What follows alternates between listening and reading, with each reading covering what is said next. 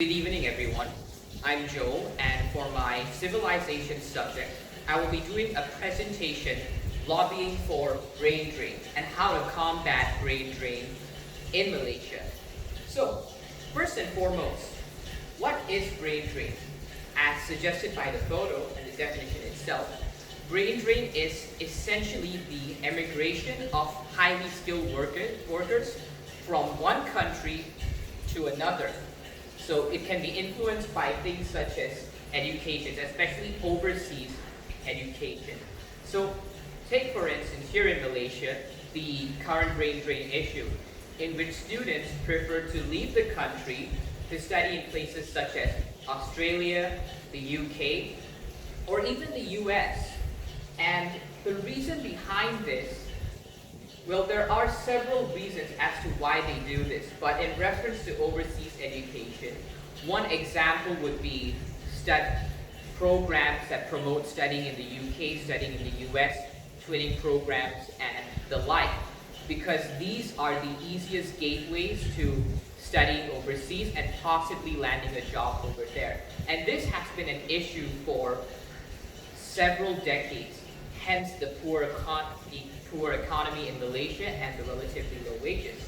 Now, as I was saying earlier, there are reasons for brain drain in Malaysia, and these are some of the reasons available. So, first and foremost, you have low wages compared to other countries, such as Australia, the US, and the UK, which I will be showing a comparison between the countries and how low Malaysia's wages are in comparison. And luxuries as well. Take for instance cars.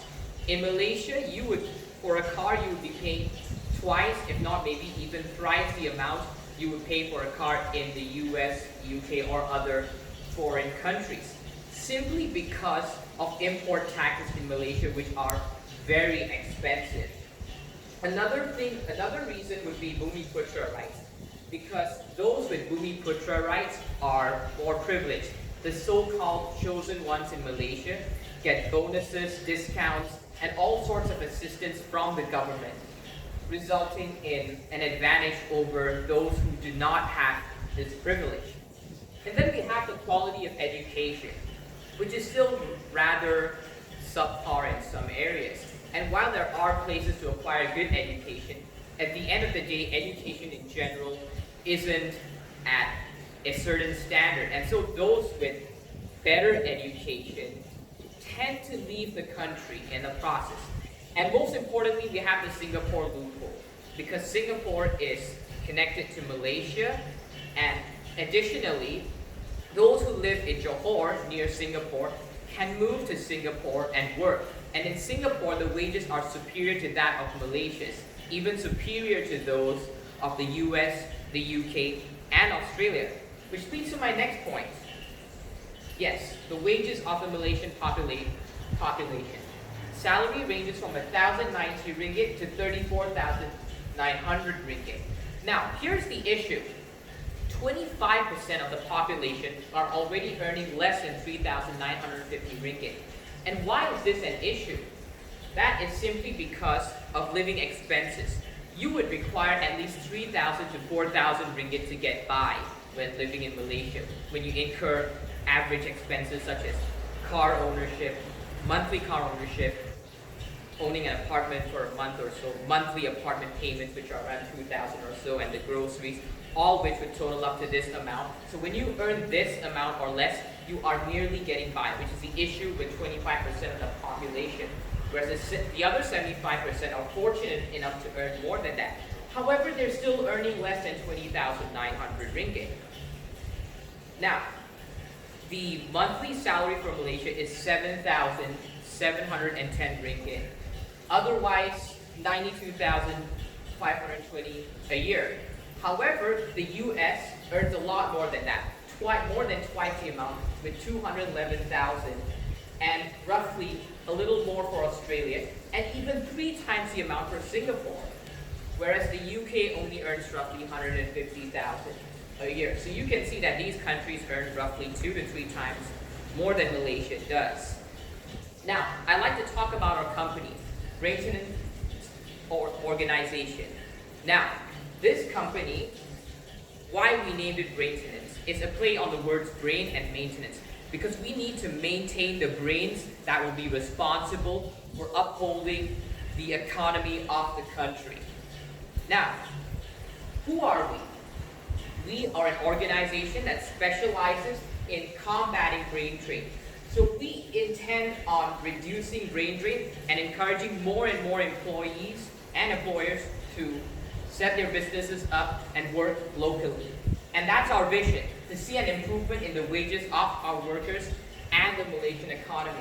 And to also raise awareness on the effects of brain drain and teach them how by getting more people to work locally, by bringing more businesses, keeping more businesses, we can raise the economy.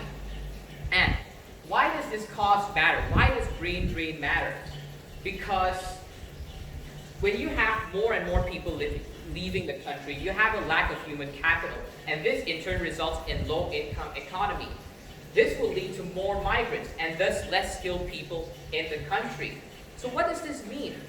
This means that, well, this is an issue that's been going on for decades, ever since education was globalized, international relations and such.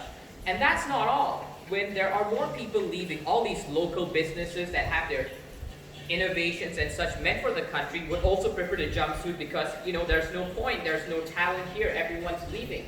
And this also leads to negative impact on tax revenue, and as such, Malaysia becomes a less competitive nation. So what makes us different from other organizations? First and foremost, we are the only organization that focuses on brain drain. A lot of companies, organizations, they talk about improving employee wages and the education. However, it just sees other people leaving the country regardless because the brain drain issue has not been solved. And that is our job, to educate Malaysians on what brain drain is and how we can fight it. Because people have been leaving this country for decades. And that's why the economy has been going down and down and down, further down the spiral. So this is what we lobby for. A more competitive working industry in the future, more competitive working industries, and employees and employers who are well informed on brain drain and how they can improve the country's economy by staying and keeping it all together, the thriving of businesses, and overall more Malaysians willing to work here than overseas. And here we have the relevant policy, relevant law here, Section 22 of the Malaysian Employment Act, which talks about purchasing land, purchasing houses, and what can be done with these wages, which again is relevant to getting by and average wages. And that's about it. So I would like to conclude that brain drain is an issue that's been going on for so long, and I hope that with our company, Braintenance Organization, we will be able to solve this by educating the public on what brain drain is for a bigger, better Malaysia and a better economy. Thank you for listening.